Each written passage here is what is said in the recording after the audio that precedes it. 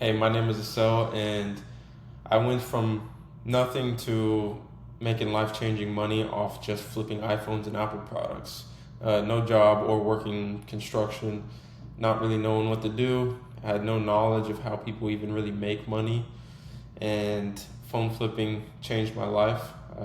I scaled pretty quickly. I got super profitable pretty quickly, but I scaled over the years and I went from just meeting people at gas stations to now having my own warehouse, but I'm going to show you how you can get started on phone flipping. To do this, you really only need a couple $100, ideally a couple grand, but you can definitely do it off a couple $100. If you saw one of my previous videos, I tell a story about my first profitable deal was off like $200, and I sold the device for $280, so $80 in a day was good for me. So yeah, this is just a quick um, breakdown of how phone flipping works and how you can get started yourself. So what we're doing is we're buying devices below market value, inspecting the device and negotiating the price that we want to buy it for. And then we turn around and we sell to a direct buyer. We do not relist it on Marketplace. We don't sell on eBay. We don't do any of that. We sell to a wholesale buyer, a direct buyer.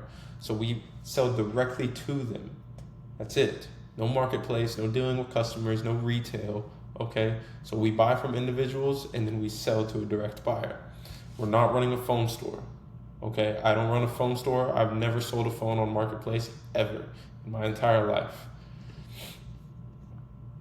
So the golden rule for phone flipping, the industry standard for flippers is $100 profit per device. Now, some people, they are confident and they shoot for 300. There's going to be deals where you make $500 profit. There's going to be deals where you only make 50, 80, 30.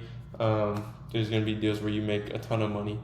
So the industry standard though is $100 profit per device. So whenever you're buying a device or you're going in to negotiate with a seller on Marketplace, you need to check the direct buyer's prices first, and you determine your profit off there. So you look at the direct buyer's price sheet and you subtract $100.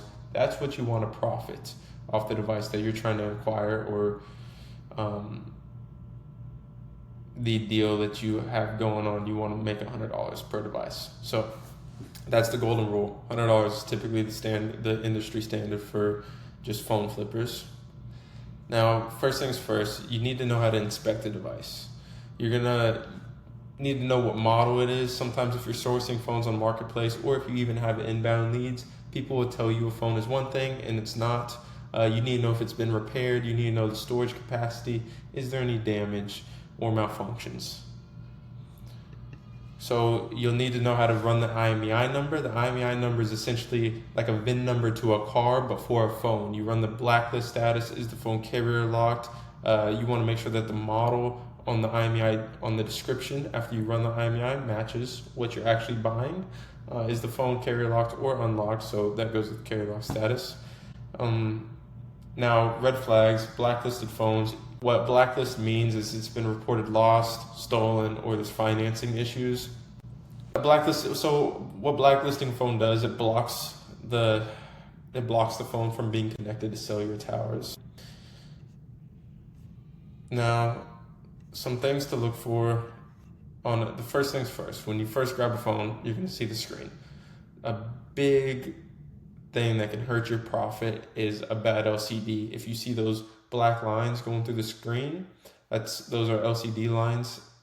Same with the dead pixels, screen burns. What a screen burn is you can kind of see the apps are stuck on the screen. It's going to be super faded, but that's something to look for, something to look really close, look really close for, because you won't see it, especially if you just open a phone and all the apps are already there in a row. You need to swipe to a different page, like a white screen of some sort, and look. That's very rare to run into a screen burn, but LCD lines, dead pixels, those are very common. Those would be D-grade phones. Touch issues. So touching, you'll just kind of feel around the phone as you're going through and inspecting it. You feel around, and you'll notice if the touch is off a little bit, because it won't work in certain parts of the screen. And if a screen flickers, like it goes black and then turns back on. Green lines, white lines, black spots. uh, ghost touch. So these are bad LCDs. This can really hurt your profit. It can hurt. What if you buy a phone that's D grade, you could potentially lose a couple $100. So it's something to look out for. It's very easy to catch, but sometimes it can slip past you. So you want to, for aftermarket parts, most direct buyers deduct for genuine aftermarket parts or genuine parts, right, that have been done by Apple. But aftermarket parts, it'll prompt a message that says unknown part or unable to verify a genuine Apple part. What this means is they used either a cheap fake Chinese screen, same with the battery and camera. These will prompt a message. So the reason why this is an issue is because once the phone has been replaced by like a repair shop or someone just doing repairs on the side, the phone doesn't have water resistance anymore. There's no water resistance protection seal. The aftermarket screens malfunction quite a bit, and sometimes they just completely stop working. So you don't want to buy a phone like this for full value. You need to. I buy aftermarket screens at D grade. Battery message, typically, I think I knock off like $60. Camera message, I'm doing like 80. So these are some things to look out for. You want to make sure that there's no unknown parts, and if there is, you need to deduct as necessary. And does the description match? This is a big one. So you want to make sure people don't know phones. I didn't know phones whenever I started. Most people still don't know much about phones at all. So this is an everyday thing. Someone tells me that they have an iPhone 15 Pro Max and they pull up and it's a 15 Pro. They told me it's 512 gigabyte. It's also 256. So the description completely changed. You want to make sure that you watch that because it's only one word missing. It's very easy to miss whenever you run the IMEI or you're looking at the phone. It can say 15 Pro, you didn't notice that Max is missing at the end of that. This is a 15 Pro, not a Max, and not only that, but it's 256 gigabyte and not 512. So there's a big difference in value here. You make sure the model matches, and if it doesn't, explain to the customer, hey, I quoted you or I offered for this specific model and storage capacity. It's something completely different, you know? So, and whenever you run into these issues, like the description doesn't match or there's an issue with the condition or parts of the phone, you need to learn to negotiate. You have to negotiate with these people. You can't just say, hey, I'm going to have to pay you less, you know? You got to tell them the reason why. You got to say, hey, this phone has a crack down the middle of the screen or there's a black line going down the middle of the screen. While the phone functions correctly, this can impacts the value because the screen could end up just stop working eventually, or the integrity of the phone is compromised. If there's a crack in there, you have to explain to them, hey, the camera lens is cracked, so water can get in there. I need to replace the camera lens. It cost me about $40 to do. So I would just want to knock that off of the offer that I gave you. Most people will agree with that. They will agree. Same thing with the battery being replaced. If it's been replaced with a non-genuine part, you need to explain to them, hey, this is like a Chinese aftermarket battery. It's going to die a lot faster. It's not as reliable as the genuine Apple parts. Not only that, but Apple doesn't warranty the phone anymore because there's been aftermarket parts put in the phone.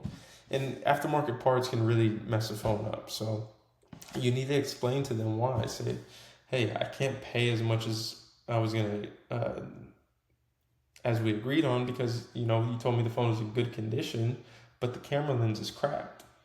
Okay? So you don't just say, no, the camera lens is cracked. I can't. You got to explain to them, be respectful, justify the deduction. Now, if there is an issue, just go back to the price sheet while you're standing there. Don't let them look at your phone, though. People will do that all the time. Whenever you're meeting people at gas stations, Starbucks, those places, you're right beside the people. They're going to want to peek over and look at your phone, see what you're looking at, right? Don't do that because they don't need to know how much money you're making. Anyways, this is a good time to adjust your offer and make a little less. So let's say there's a cracked camera lens and your direct buyer deducts $25, then you would just deduct that from your original offer. So you were at 500, now you're at 475. But you can use this to your advantage. You could, let's say your direct buyer deducts you $25 for a cracked lens. You can tell the customer, hey, it cost me $50 to replace the lens because I'm not a repair shop. My repair guy, he charges $20 for the lens and then $30 for the labor, and that's kind of how you would end up lower than 475 on a deal like that. So you can take advantage of that. So this is the summary of the business model. What we're not doing, most beginners want to do, they see more margin in selling on marketplace. What we're not doing is selling on marketplace. We're going for speed. The amount of time that you're wasting going and meeting up with people to buy the phone and then go and meeting up with new people to sell it, you could have just been buying more inventory, okay? Because we got a direct buyer, the inventory is always going to be sold.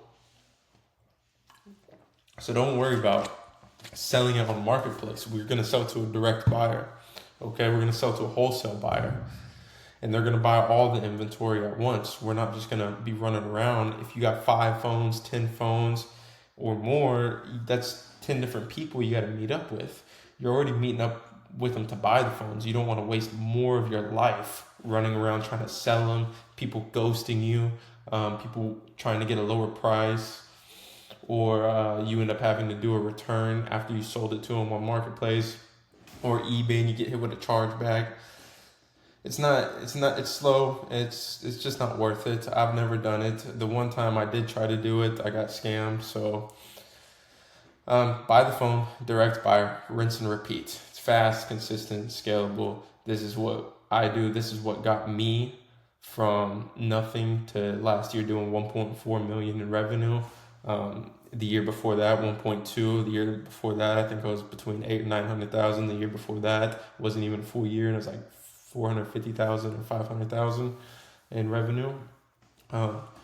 So I didn't get that. I didn't get there selling stuff on marketplace or on eBay. Can you? Yes, but you're going to be dedicating your entire life. You're not going to have any time to live your life because you're running around buying these phones and then you're going to be running around selling them. So we're going to sell to a direct buyer. It's easy and consistent, okay? Speed and volume beats squeezing every single dollar, right? You might be able to get $100 more on marketplace. I mean, that's not worth it to me. I'd rather just wholesale everything to a direct buyer and save my time. And then you still might end up having to discount the phone. So this is it. Source phones, verify IMEI, make sure there's no iCloud on the device. Also, you want to make sure that the iCloud has been erased. There's no account logged in. This is done through, you can check it with the IMEI or you can check it in the settings. It'll have their name at the top. You cannot buy iCloud phones. Some people say, buy iCloud. I make a ton of money off iCloud. I promise to God, I'm going to show some examples on this channel of people that have gotten arrested, have gotten their cars and money and inventory seized because they bought iCloud locked phones, and people tracked them down and said, yo, this person has my stolen phone. The police come in the house and then they see you got a bunch of phones. Well, they're like, well, if one's stolen, they all must be stolen. Okay, we do not buy iCloud locked phones. If you want to buy iCloud locked phones, go ahead and take that risk. Whenever I first started out, I did it, and then I realized I made a lot of money, made a few grand a month, and then I realized, you know what, some of these phones are, and I would turn down a lot, right? They're not always stolen. Sometimes you get old people or kids that genuinely forget the password, but it's too much of a risk. And majority of iCloud locked phones are going to be stolen, and it's better to just not even risk it because you don't want that blown back on you. We're trying to do something good here. We're trying to change our lives. We're trying to make extra money or scale our business. Can you make money off iCloud? You can buy a 17 Pro Max for $150 and then sell it for parts, get $350. It's $200 right there, profit. It's not worth it to me. I value my freedom. I want more consistent income. I don't want the cops taking my inventory, my cars, my house, all that stuff. I'm just going to do things the right way. There's more than enough inventory out here to not buy iCloud locked devices. So anyways, Make sure the condition's good. Identify any damage. Negotiate based on the facts if there is any damage. Buy below wholesale market. Sell to direct buyer. Repeat. This is not a phone store. We are flipping phones, selling them to a direct buyer for fast cash.